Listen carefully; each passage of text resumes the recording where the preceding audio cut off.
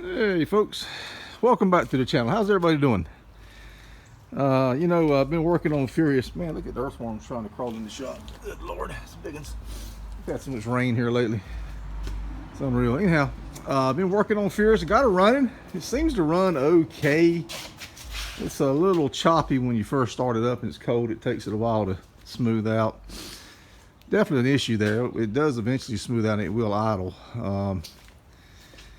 I haven't even started on tuning it. I've been working on. I worked on that trunk access panel, and I think I had a little leak under on the transmission I had to fix.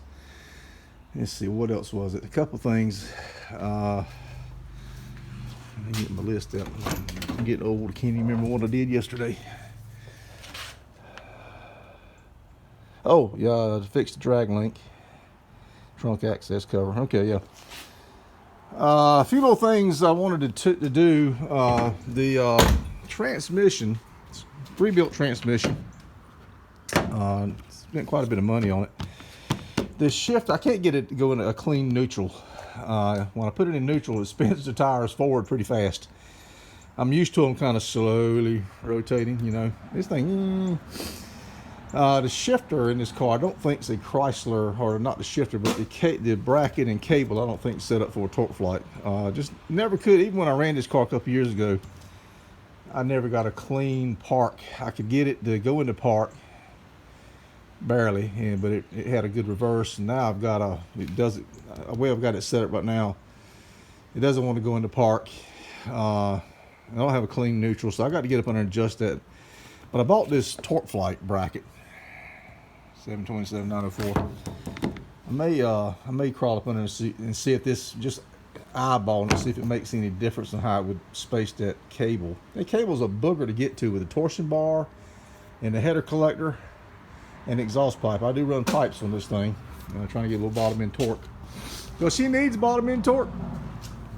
And I haven't run it yet since I put the pipes on it. If it don't help it any, I'll take them off. But it is quieter though. But I kind of like that too, to be honest with you. So we'll do that. We'll look at that. And one of the tuning things I want to do, the float level seems to be okay. I'm going to put these glass sight plugs in the carburetor. This is just a spare carburetor I've got. So I'll put those in so I can get an idea how my float level is. Get these wires loomed up off of the metal. I don't think that's got anything to do with the misfire, but who knows, it might. I can't imagine it. But I'll get those up and out of the way off of the K-frame and the frame, I mean, not the K-frame, but the frame and the A-arms. Fuel pressure dropped down to 4. It was at 6, and for some reason it's dropped to 4. That could have something to do with it, but again, I think we're chasing straws with this little stuff. I think there's something wrong with this carburetor, to be honest with you. I've had problems with this carburetor before. Now this is just sitting up here. I didn't want to take it on and off if I was working on it, so I just kind of set it on there for keep anything getting in there. But when I fired it up a couple days ago, the idle was right around 1050. Yesterday, it wanted to idle around 850. So it dropped about 200 RPM. Hadn't done anything to it. That's always a suspicious thing to me when the carburetor changes and you haven't done anything. So I bumped the timing up and got it where to take the gas really good, but then I want to start when it's hot. It really was dragging on the start. This is a stop starter. One of the reasons why I'm running dual batteries, not the only reason, but one of the reasons the mini starter wouldn't fit. We'll address that later. So that's where we're at. I want to check on these idle air adjusters and idle air screws and see where they shouldn't have been. I haven't touched them. I can't imagine what they've changed, but just to be sure, I'll screw them all the way in and back them out the same amount, just see how they are. I don't know, I just got a sneaky feeling there's something in that carburetor is not right. So we'll tune on a little bit. I'll check the plugs again. It kind of felt like a bad plug, to be honest with you. I can put a timing light on the wires and see if all the plugs are firing. So that's what we'll be doing today. I don't know if I'm going to fire it up there. It's Sunday afternoon, and I have neighbors now. And so we'll probably, sometime during the week, maybe fire it up. Got a lot going on. Busy week coming up. Oh, another thing I've been doing I've been putting some lightning holes in this header support for the grill. Don't know that I've got a lot of weight out of it, but I've done this on every inch of the car. Pound here, half pound there, pound and a half here, 2 ounces here, half an ounce there. It all adds up, 20, 30 pounds, 40 pounds, whatever, who knows. We get it on the scales. But that's where we're at. I put the transmission and ran it through all the gears. It seemed to be okay. Currently, as of right now, I don't have any leaks. Knock on wood.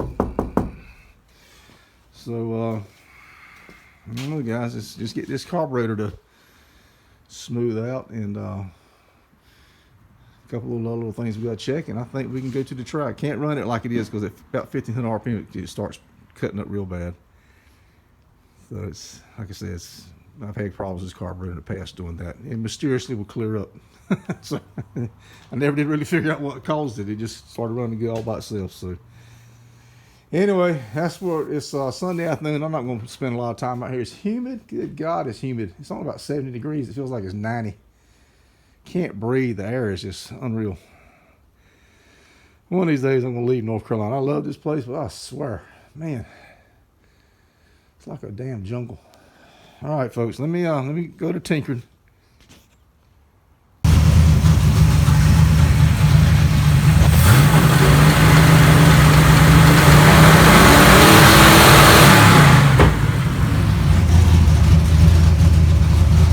Definitely got a misfire in.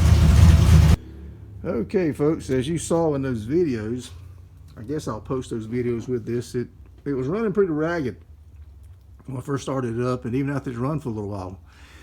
And I set the timing, I set it too high. Didn't really seem to help it that much anyway. Raised the idle up quite a bit. And anyway, when I did a warm start on it, let it cool off for 10, 15 minutes. When I went to start it, it dragged the starter really bad. So I said, well, that timing's too high. So I bumped the timing back about halfway from what I had it set. Seems to be the sweet spot. It was still warm when I let it cool probably maybe 15 or 20 minutes, and it fired right up, no problem.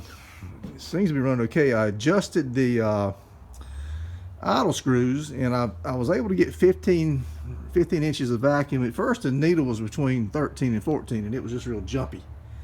And you'll see that in the video. And I managed to get it to get a little, not quite as jumpy, and it's real close. It's tickling 15 inches of vacuum. Now, another little thing that has occurred, this coil. I got to work on this coil. It's too close to that carburetor, so I got to find another way to mount that. Fuel pressure gauge. It starts off when it's cold, it's at 6, and it drops down to 4, and then I turned it in the wrong direction, got it down to 3. That caused some of my tuning problems. It took a while to get that. I actually had to go on the internet to figure out which way to turn it, and it said turn it to the right. So I got it marked now, left, minus, R, plus. I was turning it both ways, and it wasn't making any difference, but I finally turned it to the right and just let it run for a little bit, and it started picking fuel pressure back up. It never got back to 6, but it got to 5, and it seemed to help it run a little bit better. So apparently the fuel pressure had dropped off. Like I said, it started off at 6 and then dropped to 4 for some reason. So I don't know if I got a defective regulator, if them things just do that. And when they're sitting there idling, maybe it don't need that much fuel. I don't know, but I tried revving it up. But I don't have an alternator on this car, which is one of the reasons, not the only reason, but one of the reasons why I'm running dual batteries. And I hadn't charged these, but I've started this car 10 times, let it run, and I checked them before I started. It had a little over 12 volts. And, you know, with the MSD box and the fans, all the stuff going on, I thought that might be why it's misfiring a little bit. It could be that, plus the fuel pressure. So I put a battery charger on it, and I went and got some more fuel. I checked the fuel in the cell, and it was only about 1 inch of fuel in the cell, which I know is a sump. There's probably another inch in the sump. I went on and put the rest of my fuel in it, which picked it up another inch. So I got to buy some more fuel. I had that thing about half full. That's how much fuel I've burned out with no alternator on these batteries. And I hadn't charged them. That did seem to help it. I put fuel in it, charged the battery, had a charger on the batteries. Fuel pressure bumped back up, adjusted the idle screws out. I don't know why I had to do that. This is the same carburetor I ran last year. Set the timing. It's taking the gas a lot better, and it's RPMing a lot better. It's still got a little misfire, and it's bad. It's way better than it was. So it's real hot. It's been running a half hour, which is too long. Engine shouldn't have to run that long. These drag motors, it's not a round track motor, so got a lot of heat into it today. Oil pressure started dropping. It went down to 30 at idle. I was able to back the idle screws back down, and I put it in drive. It's a manual shift, but I put it in drive, and it's kind of bouncing around a little bit, about 750, 800. It seemed to be okay there. We'll see. Now I had the the transmission cable bracket. Remember, I took this Mickey Mouse crap here off that I had inherited from the previous owner, and I bought the correct torque flight piece. I don't know what I did with the package, but anyway, I think I threw the package away. But that seems to have helped it. It shifts cleaner now, and it seems to have a clean neutral. I did get it to go in neutral, and the tires weren't turning. But once I put it back in drive, then back in neutral, it started turning the tires again. But it turns on slower than it was. At one time, it was with this old bracket I mean, it was just in neutral. Both tires just spinning like crazy. Not as fast as in drive, but they were turning really fast. Now it turns about like this right here. You'll see that it's doing its number here, and in neutral. I mean in drive. I mean in neutral, but idling. That's what I meant to say. God knows. So I think that's acceptable. I really do. It goes into reverse clean. It seems to go in all the gears. It goes into park cleans. I think that fixed it. I really do.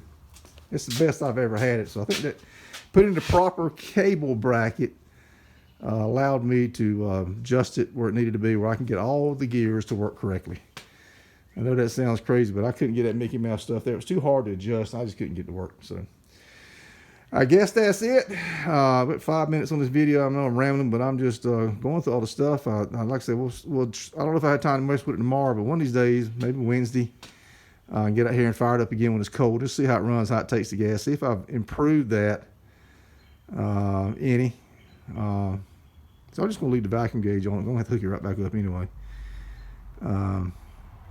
So we'll see how it goes. I think I made progress now. I'll go buy some more fuel, and I'll put more fuel in it, and I'll try to bump that fuel pressure up a little bit more. I need to check the floats one more time. So just stuff like that. It's the best it's run since I've put it back together. It's still a little misfire, but I think we made progress today. We made progress on the transmission. Oh, another thing. Was when I went to hook the battery up, I put it on the charging lugs. It wouldn't charge the battery. Like, what on earth? What now? So I said, okay, no big deal. I'll just hook it straight to one battery. I got the batteries wired together, so you charge one battery, just get them both. And yeah, I know one battery's big enough. I get that. I'm the one that installed them, so I know that. Yeah, don't worry about it. Anyway, just a while ago, I crawled up under there to see what was going on here, and everything looked okay. Then I just got noticing there's two black wires that come up through the firewall. One here, I thought the firewall through the bottom of the trunk. One here and one here. I only had one hooked up, this one. I said, where's the other one? The other wire had gotten back in here, and I couldn't see it. So I didn't have the charging lug wire for the ground hooked up. That's what this is right here. It's a simple mistake. When you got so many problems, you're tackling just something stupid like that. So I hooked it up. Now I got this hot on the lug. So that's a good safety feature. I don't have to hook the battery charger directly to the battery with the fuel cell right there. So I think that's a step, and I know that now it's a step in the right direction. I might even wire these two together somehow. I don't know. We'll see. But yeah, I think we made progress today. We still got a little tuning issue to work on. Just kind of looking at the obvious stuff. The carburetor, that carburetor gave me problems when I ran this car last time. It took me a while to get it figured out, and then it sat for a year and a half. So I just had a gut feeling that was where my problem was, fuel related. And like I said, I don't know why I had to turn the idle mixture screws out. As far as a spacer, yeah, this is how it ran the best when I had it 2 years ago, but I didn't have much gear in it. So I took the spacer off to get some bottom end. We're going to try some spacers. I got 2 or 3 that I bought, plus the one that was on it when I bought it that it didn't like. So we'll get around all that. But right now, I just want to make some track passes down the track. We'll get into making a pro stock car out of it later. Let me make some passes down the track, and we'll start trying this and trying that and whatnot. All right, folks, now we're up to 8 minutes, and I'm definitely rambling, so I can't help it. I'm just pleased that things are coming together. All right, take care, folks. Furious out.